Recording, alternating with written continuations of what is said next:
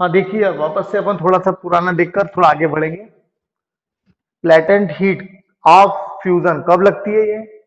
जब substance melting point पर रहता है, पिघलना चालू रहता है उसका। कौन सी स्टेट से कौन सी स्टेट में लगती है? सॉलिड से लिक्विड में। तो उस समय जो सब्सटेंस एब्जॉर्ब करता रहता है अपने अंदर, उस समय की हीट जो छुपी हुई रहती है, जो थर्मामीटर में नहीं दिखती, और वो टेम्परेचर कौन सा होता है? मेल्टिंग पॉइंट वाला। उस समय की हीट का नाम गिरता है लेटेंट हीट ऑफ फ्यूजन। और बॉइलिंग पॉइंट पर क्या होता है? जब सब्सटेंस उकलने लग जाता है तो उस समय हीट लेता रहता है, तो वो हीट को बोलते हैं लेटेंट हीट ऑफ वेपोराइजेशन। और वो कौन सी स्टेट से कौन सी स्टेट में जाता है? लिक्विड से गैस स्टेट में। मतलब वेपोराइजेशन में कौन सी स्टेट होती है? लिक्विड से गैस। फ्यूजन में कौन सी स्टेट होती है? सॉलिड से लिक्विड। वो टेम्परेचर जिस पे रुक कर हीट लेता है मेल्टिंग पॉइंट, वो टेम्परेचर जिस पे रुक कर हीट लेता है बॉइलिंग पॉइंट। को समझ में आ रहा है? बॉइलिंग पॉइंट पर सब्सटेंस रुक कर हीट लेता रहता है ताकि वो लिक्विड से गैस स्टेट में जा सके, और उस समय की जो हीट एब्जॉर्ब होती है उसका नाम गिरता है लेटेंट हीट ऑफ वेपोराइजेशन। बराबर कनेक्शन पार्ट रखना, इसका कनेक्शन इसके साथ, इसका कनेक्शन इसके साथ।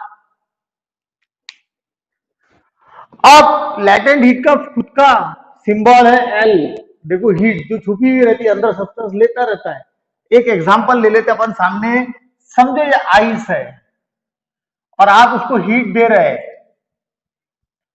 और आइस के टुकड़े इसमें पड़े हुए हैं, थर्मामीटर भी लगा हुआ है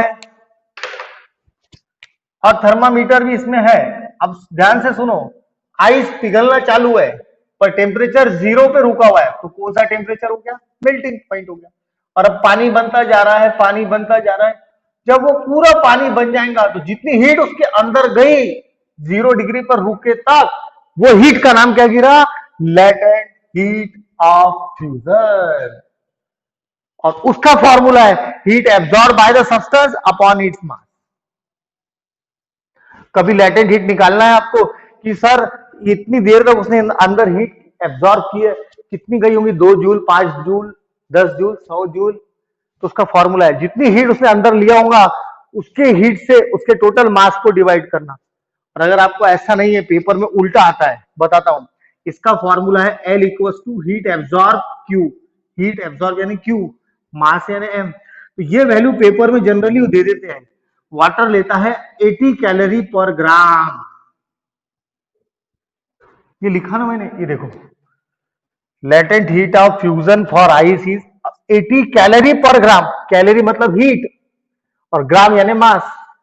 मतलब क्यू बाय एम इसमें छुपा हुआ है, Q by M, calorie per ग्राम। आज तक के आपने हीट के, हीट एक एनर्जी है, आपने कौन से यूनिट सुने होंगे? जूल और अर्ग।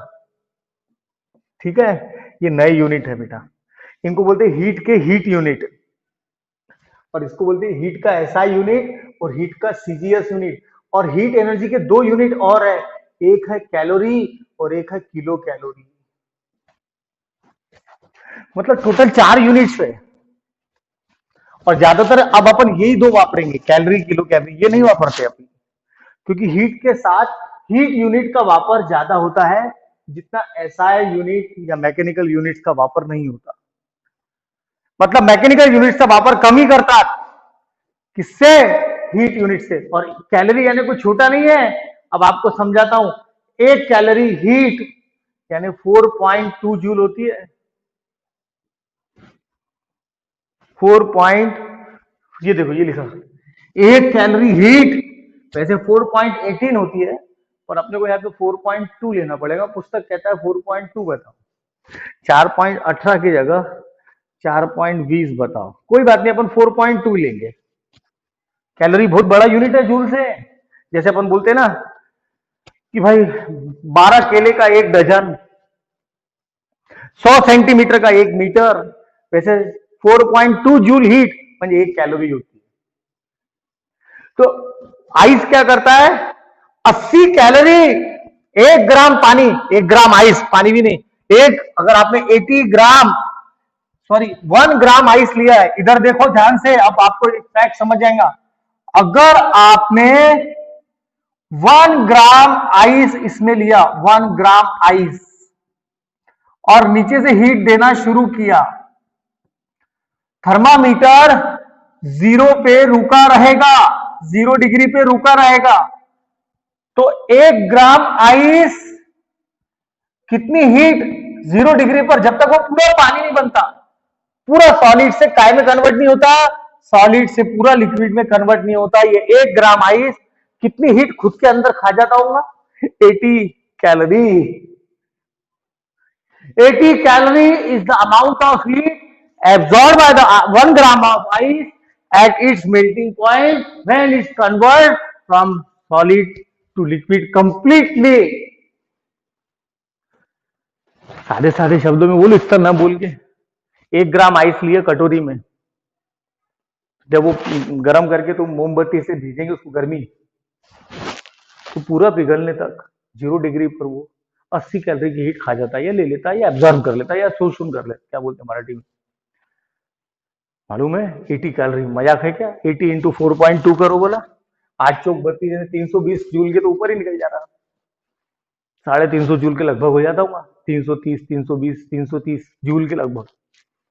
मेरा आपसे यही तो कहना है, जूल एक छोटा यूनिट है, जूल से भी छोटा तो अर्ग है। तुम लोगों ने कभी ना कभी तो सुना होगा ना, 1 जूल इज इक्वल टू 10⁻⁷ अर्ग। मतलब कितने सारे जीरोस दिख रहा है आपको? 3 3 6 एक साथ, मतलब इतने जीरोस। यूनिट 10, 100, 1000, 10,000, 1 लाख, 10 लाख, 1 करोड़ अर्ग। मतलब 1 करोड़ अर्ग का 1 जूल बनता है। जूल अर्ग से बहुत बड़ा है, जैसे सेंटीमीटर से बड़ा मीटर है, पर मीटर से बड़ा तो किलोमीटर है। वैसे अर्ग एक छोटा यूनिट, उससे बड़ी जूल है, उससे बड़ी कैलोरी है, और कैलोरी से बड़ा किलो कैलोरी है। किलो कैलोरी यानी कितना होता होगा? 1 किलो कैलोरी, 1 किलो कैलोरी यानी 1000 कैलोरी का होता है, 1000 कैलोरी। सबसे बड़ी यूनिट है ये किलो कैलोरी। अब एक मिनट इस पे ध्यान देते हैं। तो मैंने आपको आइस की वो वैल्यू बताया, ये लिखिए। आइस कितनी हीट ले लेता है मेल्टिंग पॉइंट पर? 80 कैलोरी पर ग्राम। और वही आइस, 1 ग्राम आइस जब पूरा पानी बन जाएगा, पानी बनेगा, पूरा वाटर तैयार हो गया, ठीक है? अब समझो 1 ही ग्राम है, ज्यादा अपन बात नहीं कर रहे, और आप गर्म देते, अब उसका वाफ निकल रहा है, टेम्परेचर पहुंच गया 100 डिग्री पर, वाफ निकलते जा रहा है। मालूम है ये वाफ चला जाएगा, पूरा गैस बन जाएगा, पर पानी खत्म हो जाएगा, पर टेम्परेचर रुका रहेगा। तो ये जो पानी वाफ बन के उड़ा, वो कितनी हीट लेके जाएगा? अगर वो 1 ग्राम वाफ होंगी, 1 ग्राम वाफ, 1 ग्राम की स्टीम होंगी, तो वो ले लेंगी 540 कैलोरी।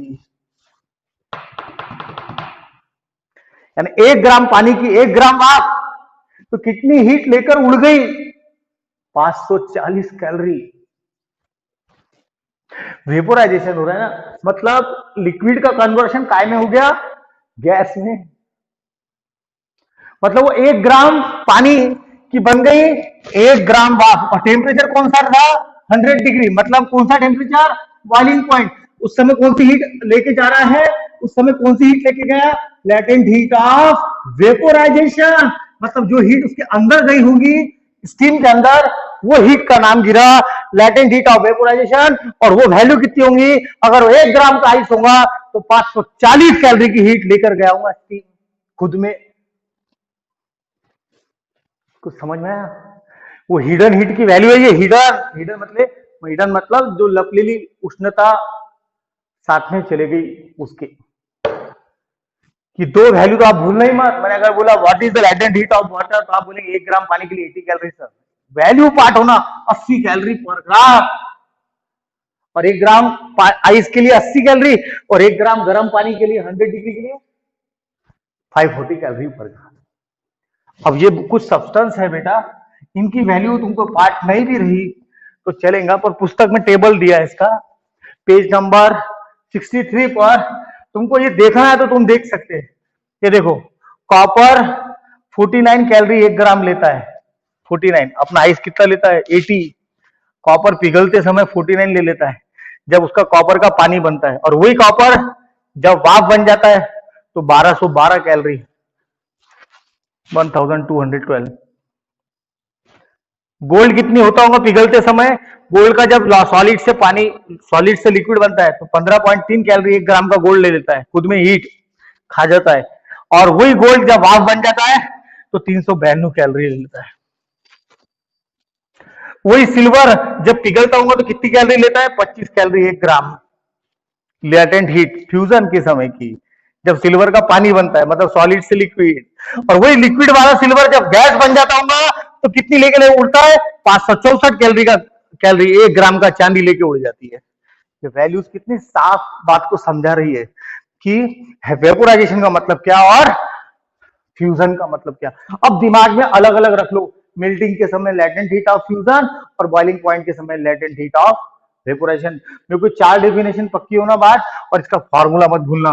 कभी भी latent heat is equal to heat absorb upon mass. पर पेपर में तुमको क्यों निकालने के लिए क्वेश्चन करेंगे वो, और लेटेंट हीट बताएंगे। समझो अगर मैंने बोला लेटेंट हीट आइस की 80 है, हीट एब्जॉर्ब बताओ, और मास है 2 kilogram of ice, mass 2 kilogram, heat पूछा है और ये आइस की उसने वैल्यू दे दिया। आप तुरंत बताना हीट एब्सॉर्ब Q बराबर LM L into M 80 into T 80 into 2 80 into 2 पर यहां पर आप जो वैल्यू रख रहे हैं ये 80 कैलोरी पर ग्राम है। ये गम्मत की बात देखो, 80 कैलोरी पर ग्राम, और किलो कैलोरी में गए तो यहां 80 किलो कैलोरी पर किलोग्राम, मतलब के कैंसल, मतलब जो वैल्यू कैलोरी पर ग्राम की है वही वैल्यू किलो कैलोरी पर किलोग्राम की भी है। मतलब अपन सोचेंगे सर अपन तो यहाँ 2 से मल्टीप्लाई कर रहे हैं, ये 80 वैल्यू तो कैलोरी पर ग्राम की है और अपन 2 किलोग्राम का मल्टीप्लाई कर रहे हैं।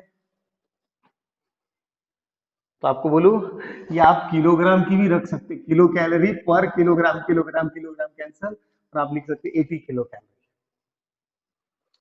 कल से इसके न्यूमेरिकल लूंगा, आज नहीं लेता, कल यही फॉर्मूला वापस स्टार्ट करूंगा। पर आज एक बात तो समझ में आई, कौन सी हीट किससे जुड़ी है और कितनी सब्सटेंस खा के भागता है, ध्यान में आ रहा है आपके। ये वेपोराइजेशन में लेके चला जाता है और फ्यूजन के समय खुद में रख लेता है, खुद में रख लेता है इतनी हीट 1 ग्राम का आइस। और ये 2 सब्सटेंस की मत भूलना, एक ही सब्सटेंस है आइस यानी वाटर, ये है एक सब्सटेंस की वैल्यू भूलना नहीं है, क्योंकि इसी पर न्यूमेरिकल, इस पर नहीं आते। इनकी तो पेपर में वैल्यू देते हो नीचे लिख कर, ये अपने को पार्ट नहीं भी हुई तो, पर ये अगर पार्ट रही तो फायदा होता है। कभी कभी फिल इन द ब्लैंक्स में आ जाता है, what is the latent heat of fusion of ice, latent heat of fusion of ice is 80 calorie per gram. What is the latent heat of vaporisation of water, latent heat of vaporisation of water is 540 calorie per gram. ठीक है, बस ठीक है बेटा, thank you.